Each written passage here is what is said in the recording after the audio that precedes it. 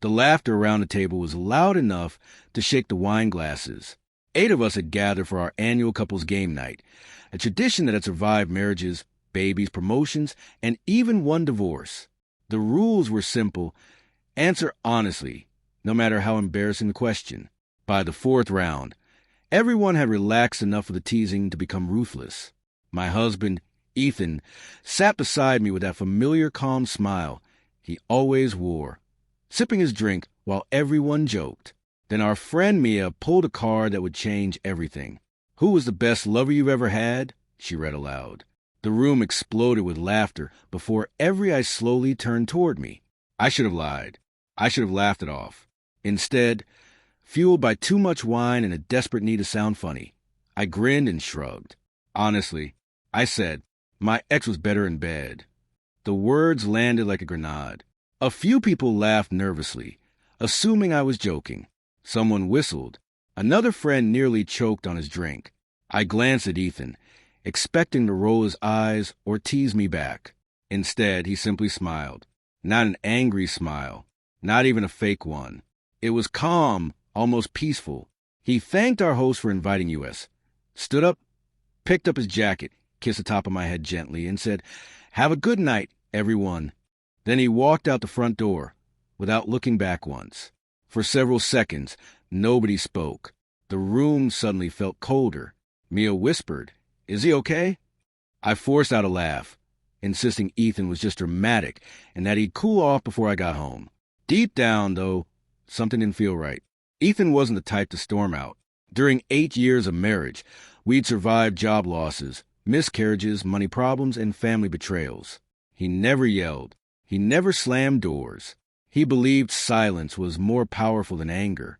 As I replayed that calm smile in my head, I felt an unfamiliar knot tighten in my stomach. It wasn't rage I had seen on his face. It was something much worse, acceptance. I rushed home 30 minutes later, rehearsing jokes and apologies in my mind. The house was strangely quiet. Ethan's shoes were gone from the hallway. His favorite coffee mug wasn't on the kitchen counter. Upstairs, half of his closet stood empty. His laptop, passport, and travel bag had disappeared.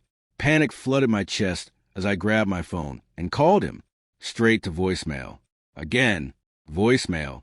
I texted him dozens of times, but every message remained unread. Then I noticed an envelope sitting neatly on the dining table with my name written across the front in Ethan's unmistakable handwriting. My hands trembled as I opened it. Inside was only a single sheet of paper. "You didn't embarrass me tonight," it began. "You revealed how you truly see me." My throat tightened as I kept reading. For years, I believed love meant choosing each other every single day. Tonight, I realized I've been the only one making that choice. Tears blurred the ink. There was no screaming, no insults, no accusations.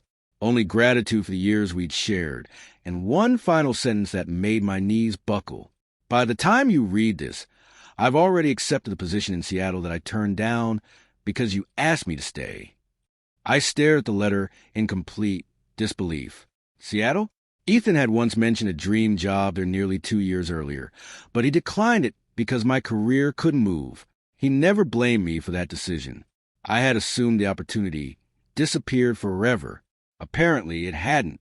My phone buzzed, and hope rushed through me. But it wasn't Ethan. It was his younger sister, Claire. "Don't call him," the message read. "He needs time. And honestly, he deserved better than what happened tonight." Those words hurt more than the letter itself because Claire had always defended me, even during our worst arguments. If she had taken Ethan's side, maybe I really had crossed a line that couldn't be erased. I barely slept. Every memory from our marriage replayed inside my head like scenes from an old movie. Ethan cheering louder than anyone at my graduation. Ethan working double shifts so I could launch my business. Ethan holding my hand after we lost our first pregnancy, whispering that we'd survive together. And me? I had reduced all of that to a cheap joke about my ex in front of our closest friends. The next morning, I called Mia, hoping she'd tell me I was overreacting. Instead, she sighed heavily before saying something that shattered my remaining confidence. After Ethan left, she whispered, Someone admitted, "This wasn't the first time you compared him to your ex behind his back." The words echoed in my mind long after I hung up.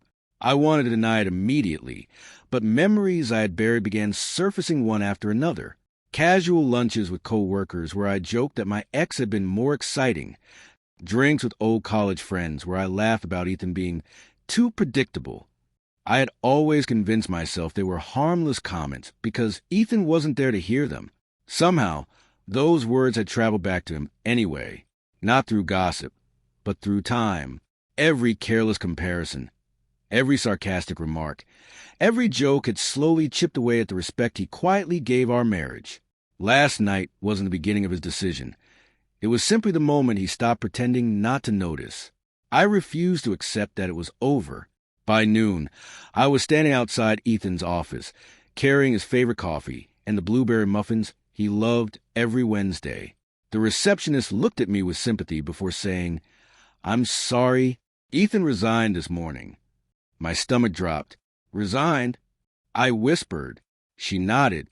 "He cleared out his desk before sunrise. He said he was starting fresh." I raced to the parking garage, hoping his car was still there, but the empty parking space felt like another goodbye. For the first time since we'd met, I had no idea where my husband was. The certainty I had always taken for granted had vanished overnight. 3 days later, I received an email from Ethan's attorney. It wasn't emotional. It wasn't cruel. It was efficient. Attached were divorce papers and a short personal note from Ethan. "I'm not leaving because you said my ex was better. I'm leaving because your words proved you never valued the man standing beside you. Respect isn't something I can beg for." I read the sentence over and over until the screen blurred with tears.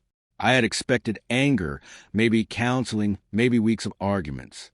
Instead, Ethan had already mourned our marriage before I even realized it was dying. My joke had simply closed the final chapter. Desperate, I booked the first flight to Seattle after learning from Claire, where Ethan had gone.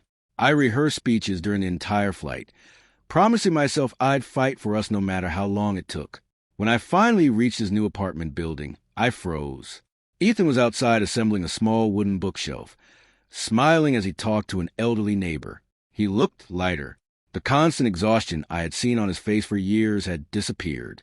He noticed me immediately, but didn't seem surprised. He calmly wiped the dust from his hands and walked toward me. "I figured you'd come," he said softly. There was kindness in his voice, but no longing. I poured out every apology I had carried across the country. I admitted I had been immature, selfish, careless, and blind. I told him I would quit my job, move to Seattle, start over, go to therapy, anything to repair what I had destroyed.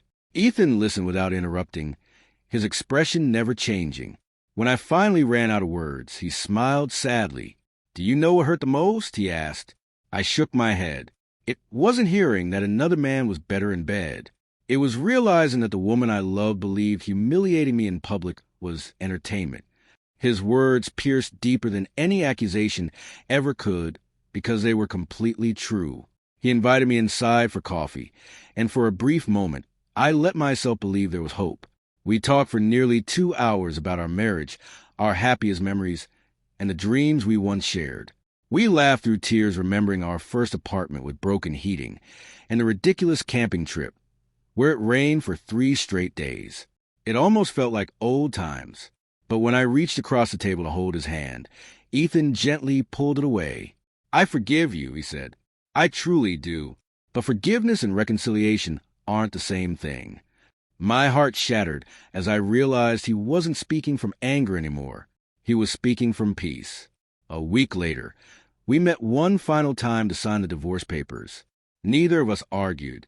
Neither of us blamed the other. Before leaving, Ethan handed me the wedding ring I had forgotten to remove during our first meeting in Seattle. "Keep it," I whispered. He shook his head. "No, it belongs to the version of us that no longer exists." We hugged for what felt like forever before walking in opposite directions. I watched him disappear into the crowd without turning around, just as he walked out of game night.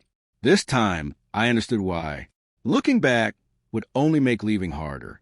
Months have passed since that night, Yet I still think about that single sentence I threw away so carelessly. People often ask why my marriage ended, expecting stories of betrayal or infidelity. They seem disappointed when I tell them the truth. It ended because respect died long before love did. Love can survive mistakes, distance, and hardship. But once respect is repeatedly replaced with ridicule, even the strongest relationship begins to collapse from the inside. Ethan didn't leave because I praised another man. He left because, in one careless moment, I showed him exactly how little I valued a man who had spent years putting me first. If there's one lesson my story carries, it's this: the cruelest wounds aren't always caused by screaming, betrayal, or violence. Sometimes they're hidden inside a sentence disguised as a joke. People remember how you make them feel long after they forget the exact words you used.